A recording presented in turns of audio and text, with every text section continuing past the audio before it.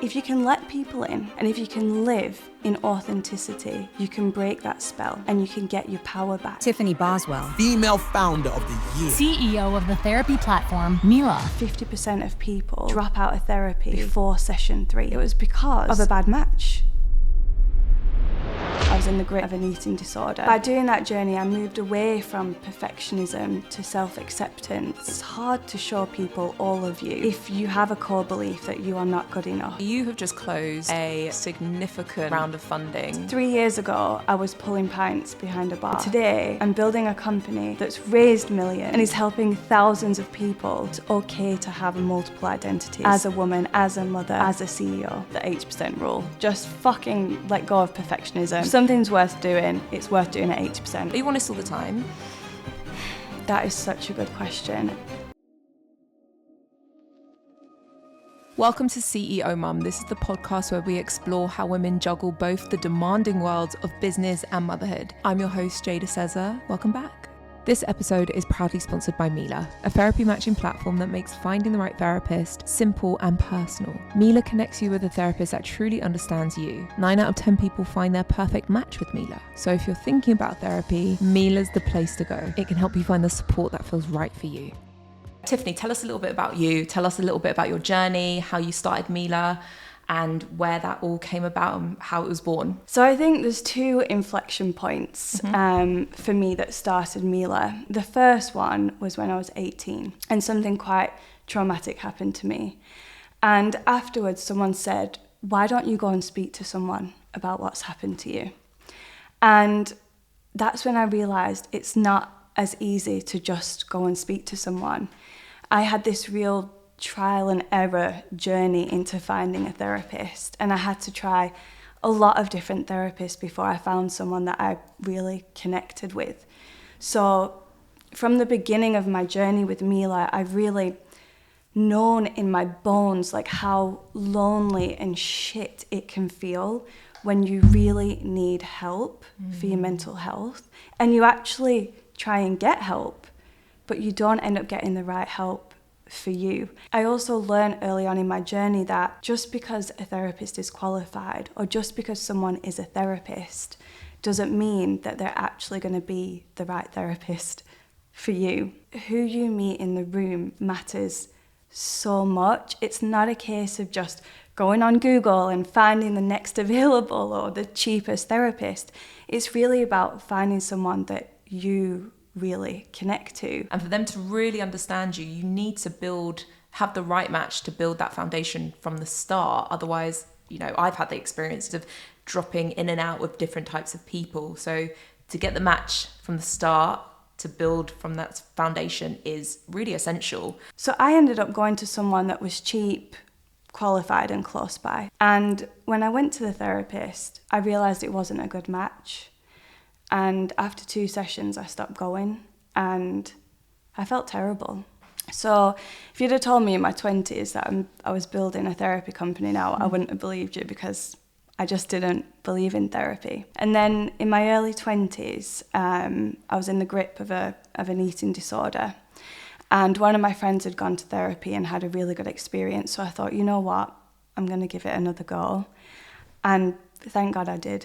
I met this most amazing therapist. She really taught me a lot about the patterns I had and how they were actually hurting me. And to really pull that apart and look into it. And by doing that journey, I moved away from perfectionism to self-acceptance and to move into authenticity. So you have just closed a significant round of funding, 2.6 million euros, is that right? Yeah, that's right. For European expansion and world domination. How are you feeling right now about that, first of all? Fucking brilliant. Yeah, sick, well done. That's Gorgeous. huge. That is huge. actually huge. It's unbelievable, honestly. I mean, I always talk about this. 3 years ago, I was pulling pints behind a bar. Wow. And today, I'm building a company that's worth millions, that's raised millions, and is helping thousands of people in 2 countries find the right help for their mental health. Take us back to 3 years ago. What was that like? How did Meela start? After I'd had this sort of life-changing, expansive experience of therapy, I thought, I want to give what Rebecca gave to me to as many people as possible. So I started to study counselling and psychotherapy myself. And it was during my studies that I realised that the problem of getting access to therapy, that wasn't the only problem. You know, the bigger problem was finding the right therapist. And my journey into finding a therapist, this trial and error approach that I had, I realised was actually a similar journey for a lot of people. And when I was looking at the research, it was showing 50% of people drop out of therapy before session 3. When I looked into that, I was like, why? Why the fuck is that happening? What's going on? And when I looked into it, it was because of a bad match between, you know, the client and the therapist. And I thought, my God, this is absolutely unacceptable. Especially now that I knew how important and how amazing therapy can be. And life-changing. And life-changing when you find the right person. I just thought, right, I'm going to fix this. And did you have any experience in tech or building a business or anything before that? None. Okay. Absolutely. So where does someone none. like that get started? I don't know what possessed me to do this, but I went on LinkedIn and I started to just stalk anyone and everyone that I thought was in the business world. I'm a working class girl from Burnley. I mean, my mum was a receptionist before she later trained to be a therapist. My dad worked as a postman and worked his way up in the Royal Mail. So I'm just from a normal, hard-working, working class family living in a terrace house in Burnley. No business connections, no idea about this startup world, nothing. And so I started to talk to people, anyone, harass them, take a coffee with me, listen to this idea. I think it needs to exist in the world. And the more I started to do that, the more I realized there was this thing called the startup scene. And I was like, oh, what is this? You know, it's a whole ecosystem and you can get investment. I didn't even know you could get investment 4 years ago. And I was like, what? There's rich people that will give you money to help you build your idea. Like, what is this?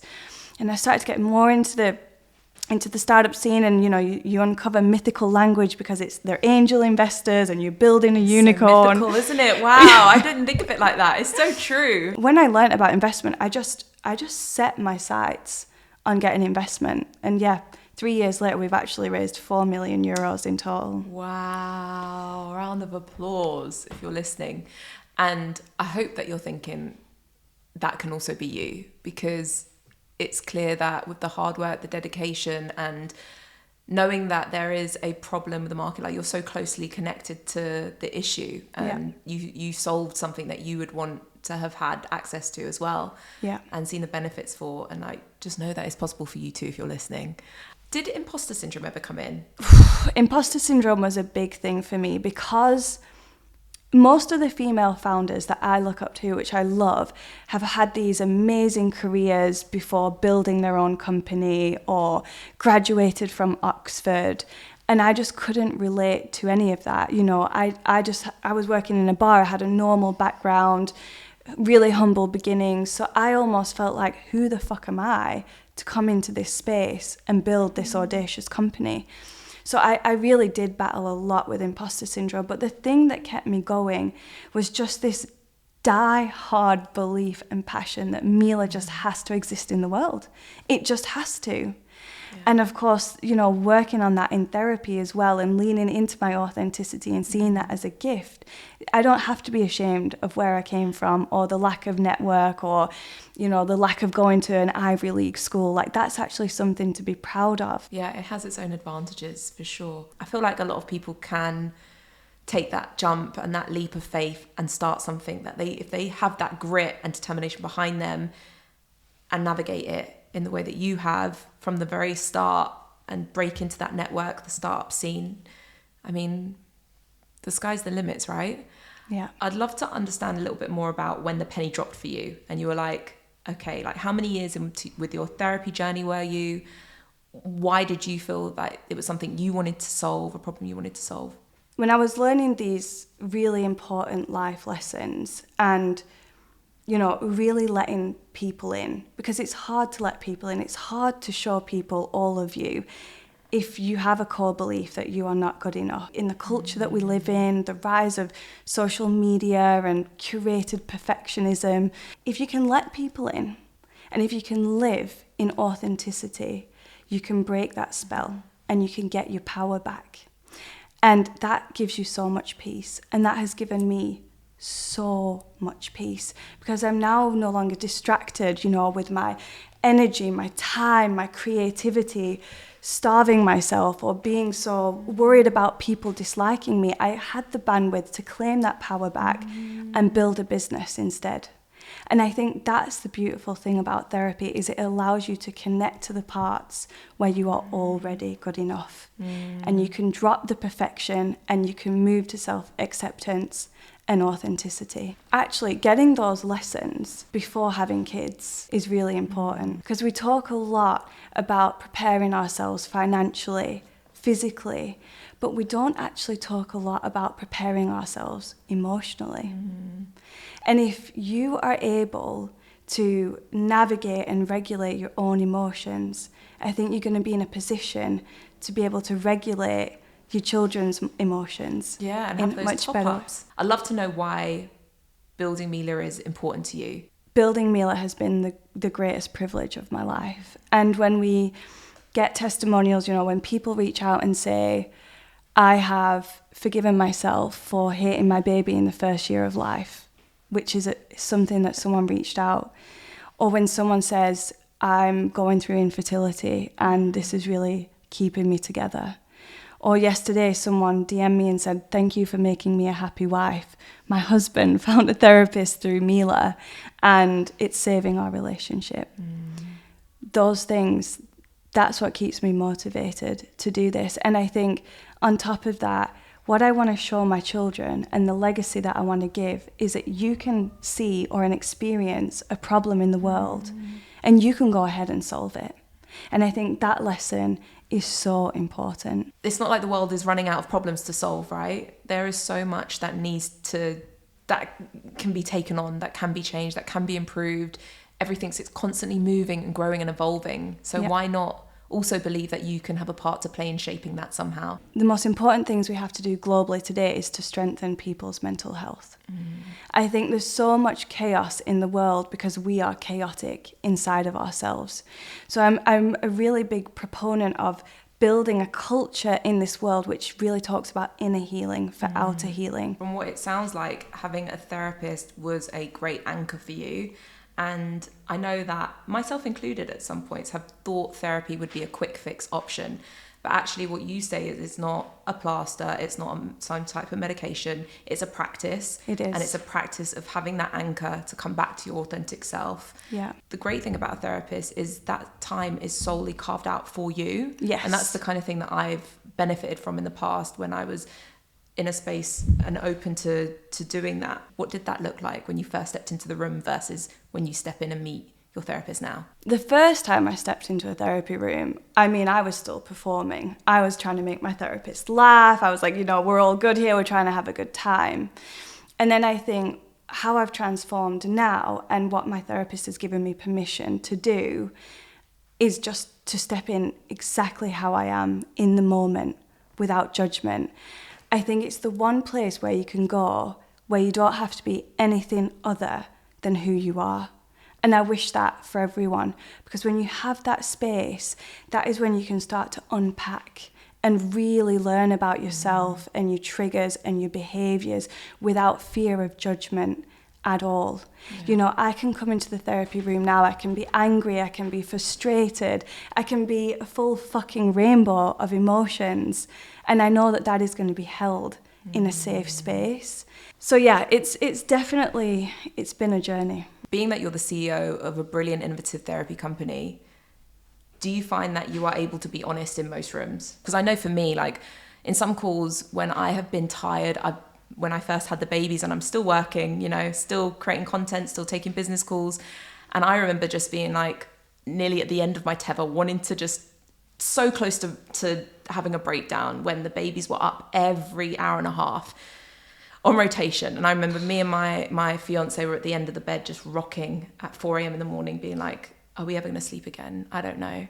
But the next morning I have to wake up do my hair and makeup, jump on a call and be like, hey guys, I've got it all together. And I definitely didn't. And I wish at that point I could just give myself a bit more grace and say, actually, I'm not doing that well. But sometimes in the back of my head, I had this whether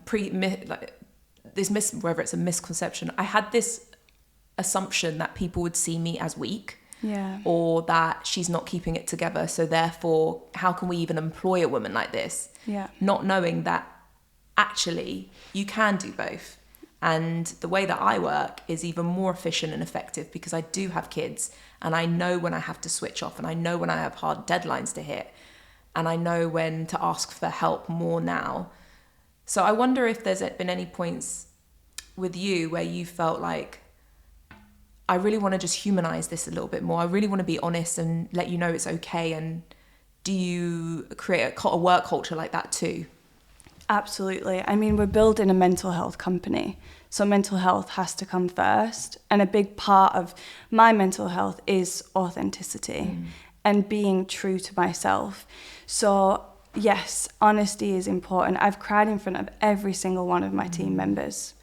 I've told them when I don't know the answer or where I need help. I have a lot of parents in my team, and that just creates culture and permission for other people to say, I'm struggling today, I need a mental health day, or I'm going to be late in the office because I need to have a shower, or whatever it is. I think it's so important that we lead with authenticity. It starts at the top. It starts at the top, and I think people can just smell that shit when you're not being honest or when you're not being genuine. Yeah, no, for sure. And I feel like it's so admirable. And like, if that, by seeing somebody that is the leader also being like, there are going to be times when we cry and we express this normal human emotion, not only does it humanize it, but I think, like you said, it gives others permission to know that it's okay to be like, whew, I just can't cope right now. But it doesn't mean I'm not going to feel like this forever.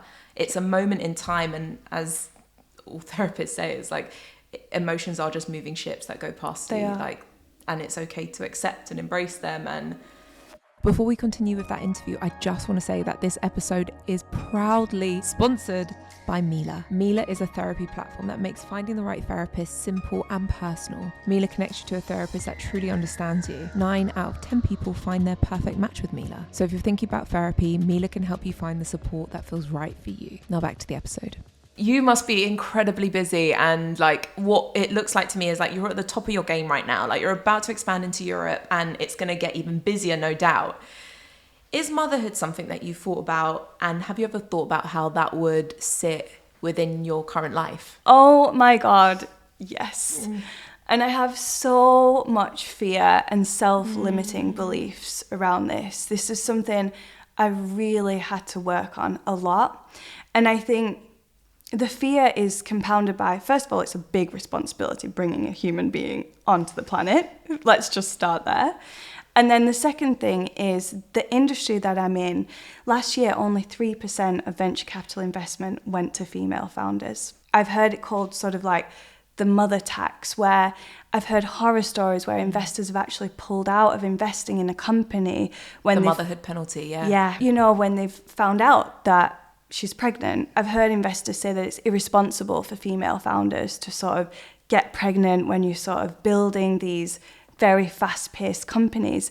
And I think there's a lot that needs to change within that industry and culture. But I think I was very susceptible to that message, and I knew I was going to raise a big investment round this year.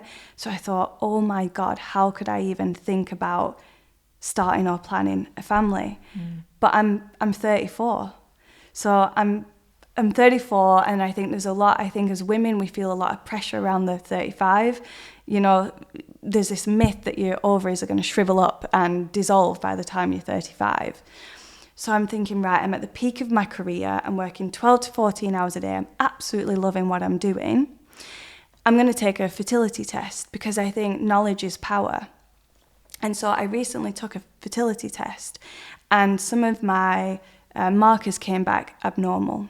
That was very scary to hear, but it also gave me a lot of clarity because I really want to have a family. So I thought, right, if I want to start a family, but I'm also really want to build this audacious, ambitious company, I need to get my ducks in a row. And so what I decided to do was me and my boyfriend, we went to couples therapy. Being able to speak to someone about this that isn't your family is so important, because I love my family to death, but when I talk about it, they just say, oh, darling, just do it. You'll figure it out. And you're like, yeah, but you live in another country and I work 14 hours a day. So the math is just not mathing for me right now. So we went into therapy and we really were able to unpick, okay, who's going to stay at home? Who's going to do the washing? Who's going to do the cleaning? Are we okay with building a family system that is non-traditional? And really unpick the gender roles. And does the mother have to be the primary? But we landed in a decision that he would stay at home. I can work from home, but he would be the one that would stay at home with the kids. And we were able to land in that and be okay with that. It's quite a divisive conversation right now around, if you have kids but you're not at home, why did you have them? Yeah. Versus, girl boss, go out there, build your empires. It's so important if we can just remove the judgment from that and really look at what is going to work for each individual 100%. Family system, And there's studies that have shown that when kids are raised with, diverse caregivers, they have better self-esteem, adaptability, resilience. Yeah. There's a lot of benefits to raising your kids in a tribe. And benefits for yourself. Like, exactly. We say that it's normal for women to be the primary caregivers, to be at home, to leave their jobs for maternity leave for a year or for however long, but it's not natural. It's not natural to be with the sole provider for this one little thing that relies on you for like everything. And I know firsthand the benefits that the twins have had from having Tyson around, from having grandma, my sisters, like having so many, I'd say maybe like 3 or 4 key caregivers that they can go to really easily. And, they know mum and dad, they love us. Sometimes they cry, but most of the times they go easily to these other caregivers, and it makes everyone's life a lot happier because I can be free to go to work or do what I need to do.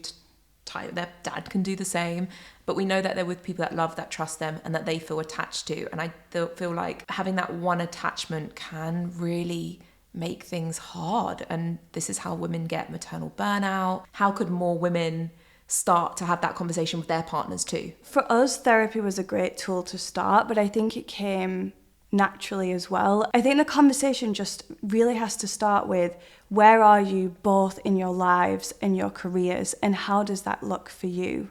And then I think once you can sort of map that out, I think from there it can become quite obvious what is needed. And yes, my boyfriend is a big feminist, and he really wants to support me in this dream, which is such a privilege, and I'm so grateful to have that. So once we could just have an open conversation, but with me starting, hey, I'm shitting myself here, like I really want us to have a family, but I am at the peak of my career and I'm absolutely loving what I'm doing. And it's so demanding. You see how much I'm working. How do we think a baby is going to fit into this mix? That was the starting point. Just honest, raw, vulnerable. And from there, he was like, okay, what can I do to support? Because maternity leave doesn't really exist when you're building a company. It doesn't. So, okay, if that doesn't exist, my partner was like, I will take time out from my career and I will be the one that can be at home. Yeah, I'm just so privileged that he said yes. I don't believe women can have it all at once, because you're not one person that could be split in 10 different places. No. But I feel like having the systems and support around you to have it all is essential. The way that I've gone into thinking about organising motherhood is similar to how I think about organising my business. In the same way that when you're growing a business, you look at, right, what team, what competencies do I need in the team to get the business from A to B? And what board do I need? And I'm sort of thinking about that in the exact same way. I'm like, right, what is the family board that I need to hire? What are the grandparents, my partner, and also friends? I feel very passionate about sort of bringing friends in and letting them raise the kids with you as well. So I've really had this mindset of I'm creating a board and I'm creating a team to help me organize my family life so that my children can have diverse caregivers around them and I can still build a career at the same time. I love that mindset. It's so true, because you're going to implode if you try to take on way too much. Absolutely. So having that foresight and delegate is so important. And something that I've worked on a lot in therapy is really understanding that raising a child or going into becoming a family is going to be the best and the worst thing you ever do. Yeah, and there's so many brilliant conversations out there now that are just demystifying this idea of being like the perfect housewife with your little pinafore and apron, cooking banana bread with your baby in tow. Most days I'm not dressed up, I do not look cute, I'm in a gym kit that's got like baby smudges all down it and like food. You know, it's these things that you're like, I never thought I would do this or be this person, but you're like, but this is life. Being able to dip in between both of those women for me has been really empowering, I'd say. Switching off, being grounded, being the caregiver, and like really taking care and loving something outside of yourself, but then also stepping into boss mode. Do you have any advice for women that might be worried about taking that break, that might be worried about starting a family and stepping away from the workforce? I think I would say comparison is a thief of all joy. And I think my advice would be to get informed like I did and build timelines and build your family system in whatever fucking way you want. I think we really have to talk about women's identity because so much of it is sort of trapped into motherhood. And I really think that if that was to become my entire identity, I would become a clingy, overbearing mother that my kids would end up resenting anyway.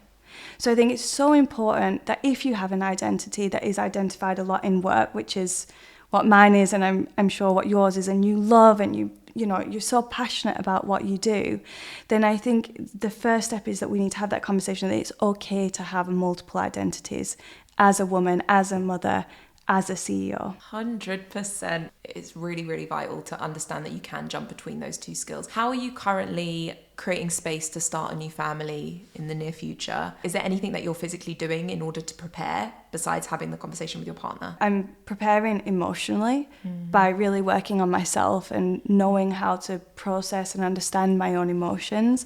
That's really important. I'm also preparing by having those really difficult conversations with my partner around, okay, how is the reality going to look? Preparing my friends and my family as I recruit them to my family board, If this is going to happen, I'm going to need a lot of help. We're going to really need to think about this as a team effort. And then I think also beyond that, the way I build the business. Okay. And making sure that I also have the team in place from the business perspective as well. I wonder if having those key people are vital in that success. I think your job as CEO is always trying to recruit your way to redundancy. In general, I think that is so important. And I think the other thing that I feel really passionate about is actually creating parent-friendly workplaces and creating, I talk a lot about work-life integration because I know there's quite a lot of talk around work-life balance, but I think that's quite a controversial narrative. And I think when you're building a company and you're doing something that you love, it's not about I need clear boundaries, it's about I need flexibility and integration between the personal and the professional. So I feel really passionate about, okay, how can we create these workplaces that actually are parent friendly, and where does that flexibility need to be in terms of where you work, working hours, part-time hours. All of my employees go to therapy as well, so getting that mental health support and resource I think is so important. And I think, we've also built a company where I've had all day board meetings and a board member's brought their baby in for the entire board meeting. She had a baby and we had a board meeting 6 weeks later and I said, bring the baby. You can't be away from a 6-year-old if you're breastfeeding for the entire day. I've had workshops and team meetings where, some of my staff haven't been able to get childcare. Bring the babies in. We gave them cookies. We put Disney on. It was great. Last week I had an interview with someone, and she said, "I'm so sorry, I can't get childcare." Bring the baby to the interview. You shouldn't skip that interview just because you can't get childcare. What do you think it's going to take for other companies to take on that approach? My honest answer, I don't know if this is the right one, is more female founders and more female CEOs, honestly. I know a lot of my team have worked at other startups that have had male founders, and they've been like, this is the first time that I've actually been able to leave at 3:00, pick my kids up from school, and then I can log back on again at 7:00. I mean, that's what I do. Like, yeah. You can't talk to me at bath time. From 5 to 7 p.m, it's chaos in my house. 7:30, the dust has settled, I'm back on. And Exactly. I don't mind doing an actual, another 2 hours of work and then winding down after that. It's that, I call it the work-life blend. Yeah. Because you can't have balance. There is no balance, because as soon as you think you've got the balance, especially with young babies, a spanner gets thrown in the works, someone gets sick, someone's not sleeping, we're going through a sleep regression, we're going through attachment. There's so many developmental changes in the early years that trying to say at 4 p.m, that's when I can talk to you, or that's when I got to lock off. It doesn't work in those early foundational years. I mean, we should really have a culture where when women have given birth, they should just be sort of reward. Yeah, you should actually get a grant from the government. Thanks for keeping humanity going. Yeah. Here is some money. And by the way, do you want someone to feed you grapes for the next 6 months? Because 100%, you're also not 2 weeks after you've had a major surgery sometimes. Yeah. I'd love to know how you look after your mental health. Go to therapy. Yeah. A big one is therapy, because through therapy, you can really learn how to look after yourself. And that's been a really big lesson for me, is if I'm building this company, it cannot be at the expense of my own mental health. So what I realized is there's a couple of ways that I can look after myself. So I have a concept called the no day. And the no day is, you just have a couple a year, but it's where you can either pencil it in, but it's a day where you are allowed to say no to absolutely everything. And I look forward to my no days. They're usually on a Sunday, and it's just a day where I can do whatever the fuck I want. I think that's so important, because you can find yourself just bucking yourself up for 3 months in advance. And I just think, get yourself a no day. That's so important. I always say my Sundays are reset days, so I purposefully don't pencil much in unless it's for me. But I like the concept of a no day. I'm sorry, I can't do XYZ because it's my no day, and I have to say no, because that's the whole point of the day. That's the concept of the no day. So having your time is really important to take care of your mental health as well. Okay. And do you do anything specifically in that time, or is it just completely switch off? I mean, my no days can just look completely different, and it's whatever I need in that moment. I think one of the best practices or rituals that I have that really helps with my mental health is actually going home back to Burnley. Because there's nothing more grounding or restful than going back home and being around people that don't give a fuck about your business. They don't find it interesting. You don't talk about work. And it's just so grounding and actually really restful and peaceful. That's a real big one for me. Literally coming home to yourself again. Literally full circle moment, coming home to yourself. And then I think the final thing is really to just get yourself a good group of friends around you. I think that's just so important. Do you have any productivity hacks that do get you going on that Monday morning when you're ready to get back into the office and go ham? So I have a morning routine, which is quite new, but I'm fucking preaching about it to absolutely everyone. It's very quick. It's not here is a 3-hour morning routine. It's you can literally get it done in 6 minutes. So it's 3 things. I start my day with love. So that means me and my boyfriend wake up at the same time. We don't go to the phones. We turn into each other. We give each other a little kiss and a cuddle. Just start the morning with love if you can. Or self-love if you don't have a partner next to you. The second thing I do is I move.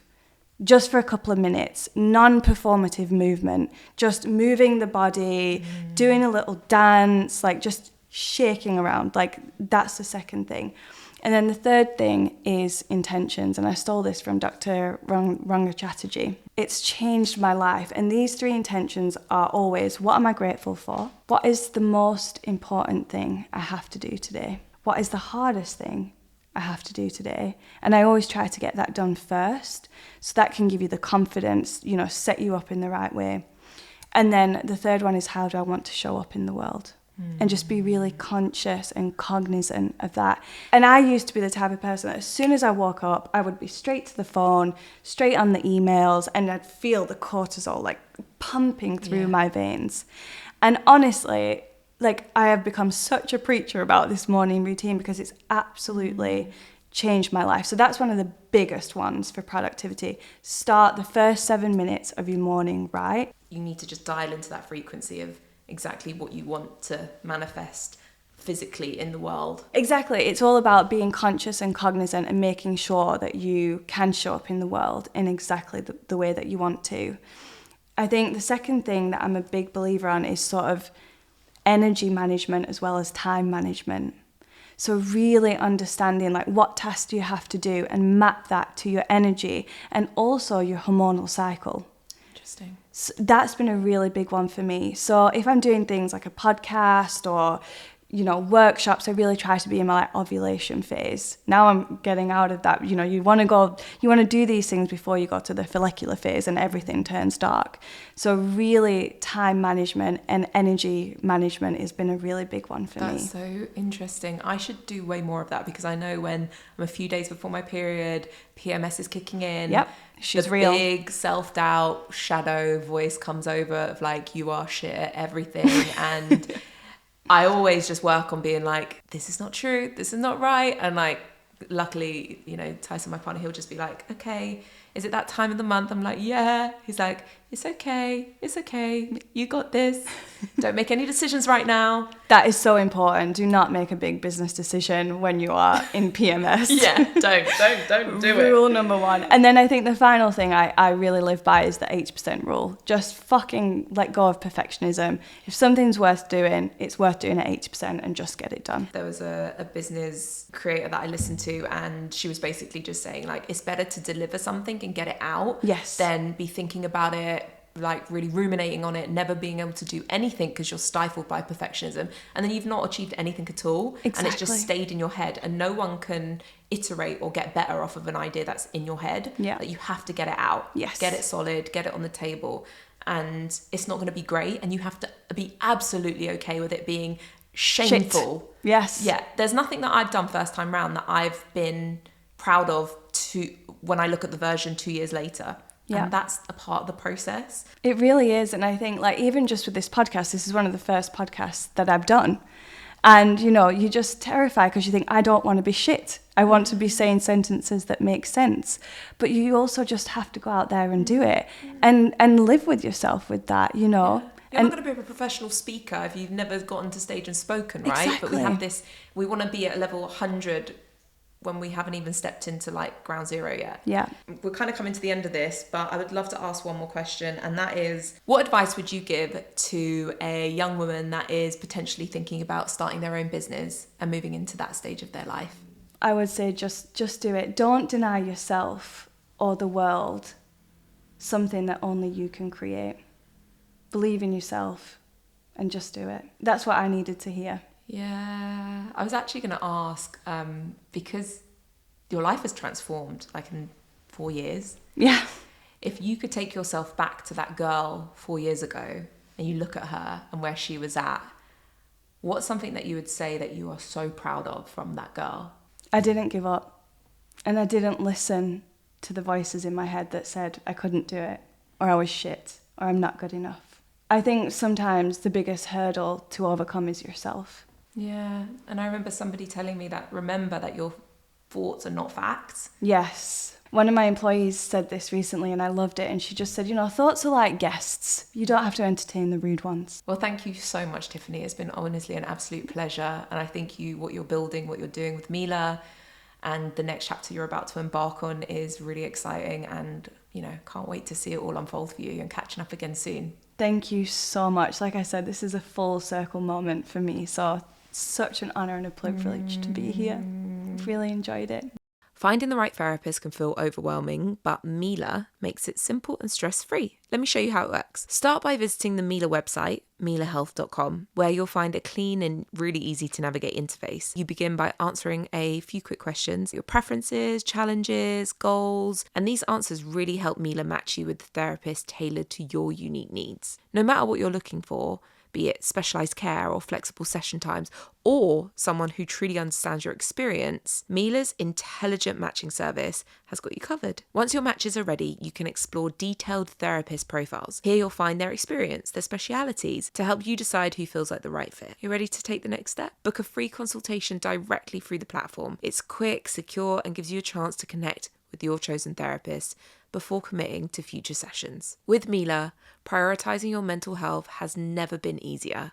Start your journey today and take one step closer to the support you deserve. If you enjoyed that episode or found it interesting, inspiring, or it connected with you in any way, please share it with a friend that you think would love it too. Your support means the absolute world and helps us reach more people with these stories. For more information about our guest or anything else that you've listened to today, be sure to check out the show notes below. Thank you so much for listening to this episode, and I will catch you in the next one. Bye.